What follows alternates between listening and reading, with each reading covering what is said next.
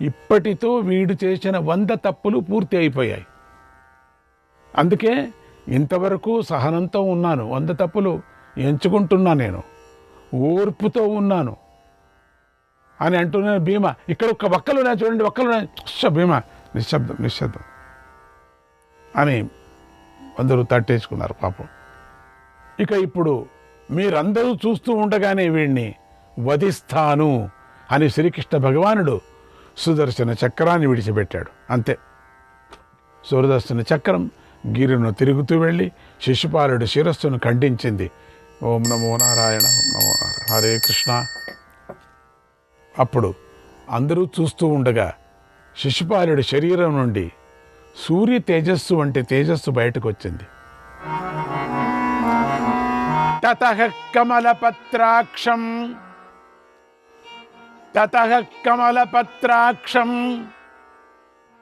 కృష్ణం లోక నమస్కృతం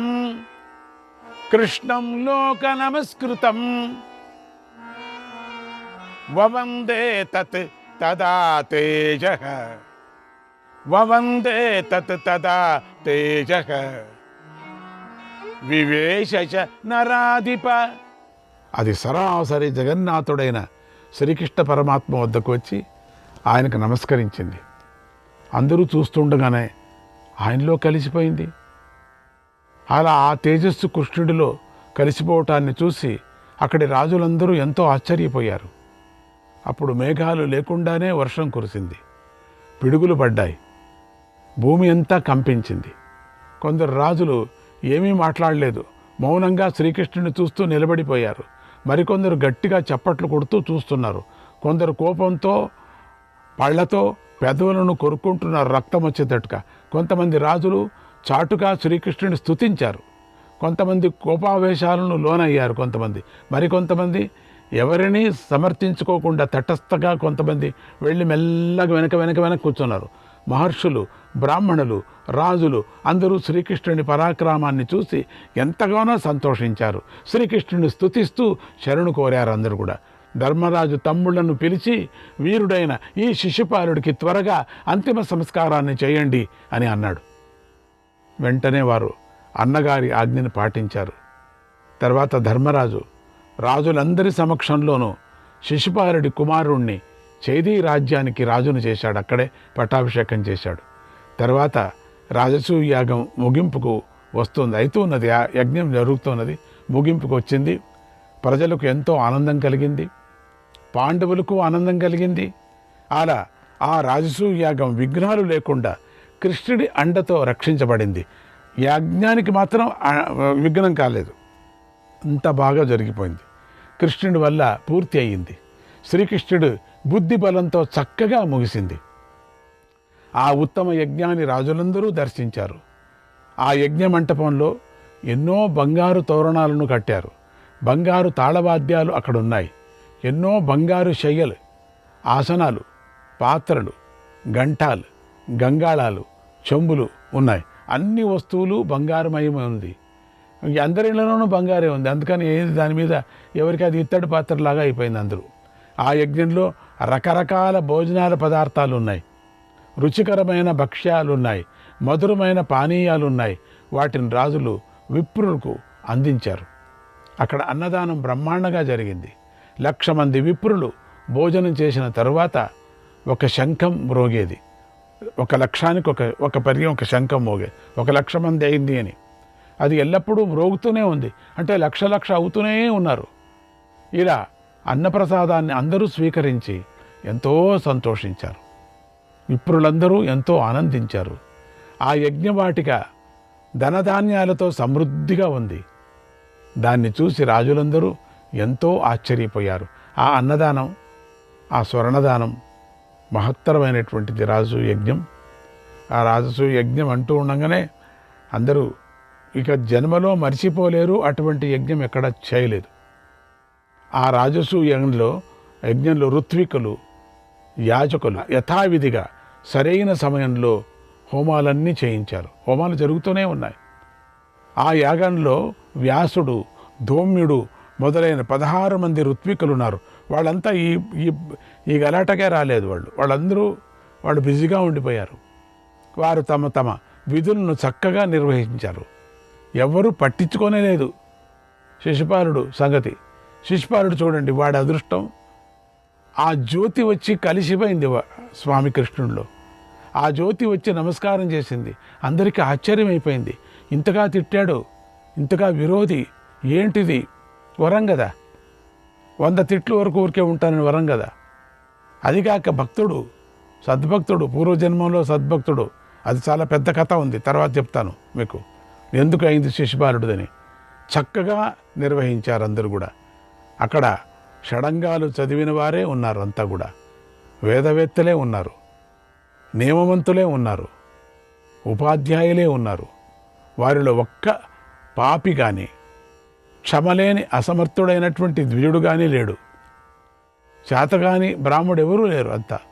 అందరూ విద్యావంతులు, బలవంతులు, బుద్ధివంతులు.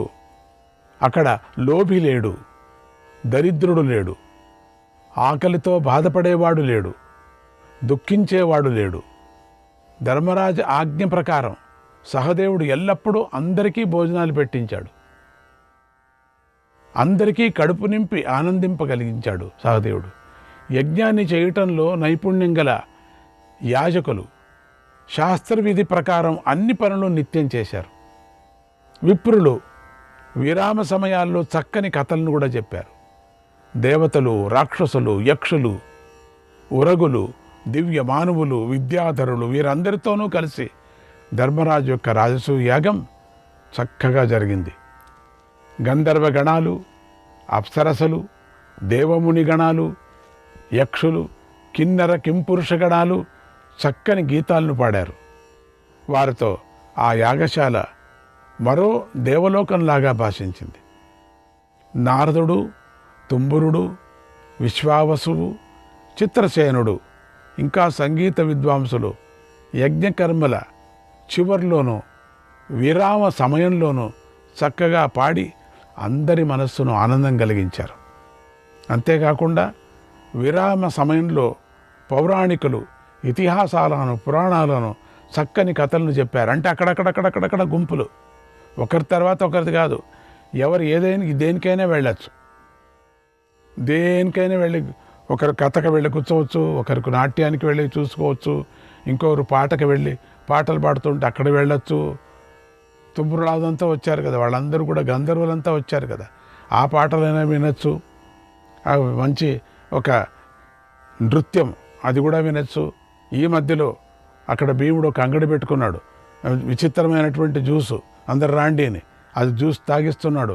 ఆ జ్యూస్ తాగిన వాళ్ళు కొంతమంది పడిపోతున్నారు అక్కడే.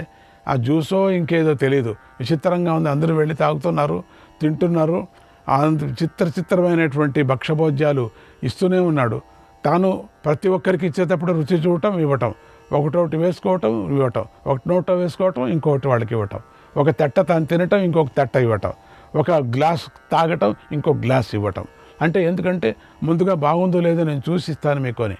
అట్లా బార్లు నిలబడ్డారు. చూడండి, రుచి చూచిస్తున్నాడు. భీముడు అంటే భీముడు, అదే అట్లా ఉండాలని.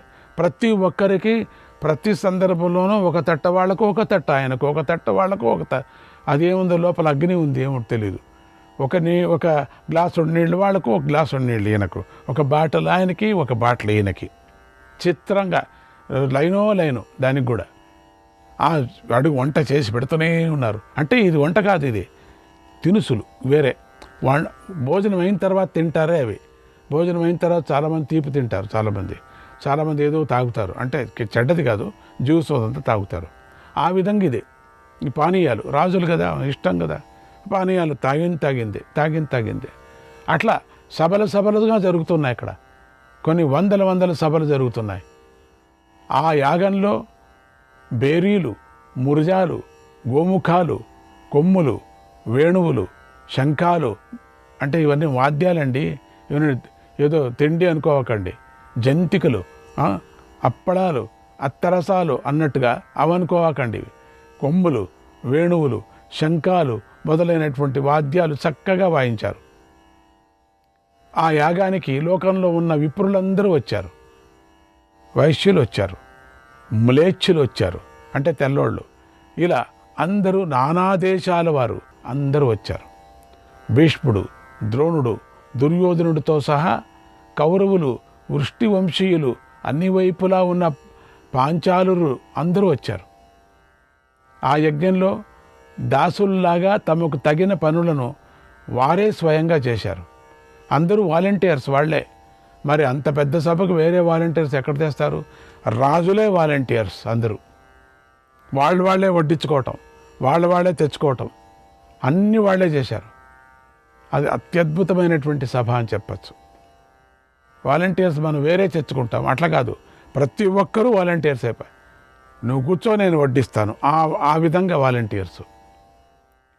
నేను కూర్చుంటా, నువ్వు నాకు వడ్డించు, నేను తింటా. ఆ విధంగా ఎంత బాగుంటుందో చూడండి, ఎంత సహకారం ఉంటుందో చూడండి, ఎంత బాగుంటుందో. అంత అద్భుతంగా ధర్మరాజు యొక్క యాగం సాగింది. అది పూర్వం సోముడు చేసిన యజ్ఞంలాగా వైభవంగా జరిగింది. సోముడు ఒకపారి చేశాడు, తర్వాత ఇది రెండోది. ధర్మరాజు వస్త్రాలు, కంబళ్ళు, దుప్పట్లు, బంగారు పాత్రలు, భూషణాలను ఏ వేళలో అయినా ఇస్తూనే ఉన్నాడు.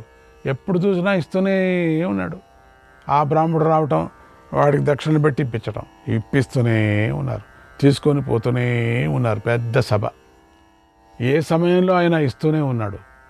రాత్రి పగలు యజ్ఞం. అది నిద్ర లేదు ఆ యజ్ఞానికి, విశ్రాంతే లేదు. ధర్మరాజు రాజులిచ్చిన రత్నాలను, ధనరాశులను తాను పుచ్చుకున్న వెంటనే వాటిని విప్రులకు దానం చేశాడు. అది ఒక్కటి కూడా పెట్టుకోలేదు. అంతేకాకుండా విప్రులకు 1000 కోట్ల కానుకలను కూడా ఇచ్చాడు. ధర్మరాజులాగా ఇంత వైభవంగా మరొక రాజు యజ్ఞాన్ని చేయలేడు. ఏ రాజుకు సాధ్యం కాదు. ధర్మరాజు అన్ని విధాలుగాను అన్ని వేళల యాజకులకు సంతోషింపజేశాడు.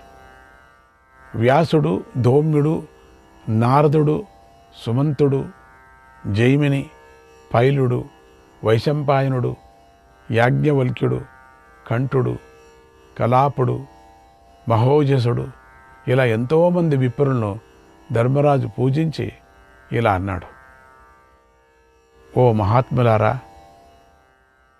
మీ ప్రభావం వల్ల ఈ రాజసూ యాగం పూర్తయింది, జయప్రదంగా జరిగింది.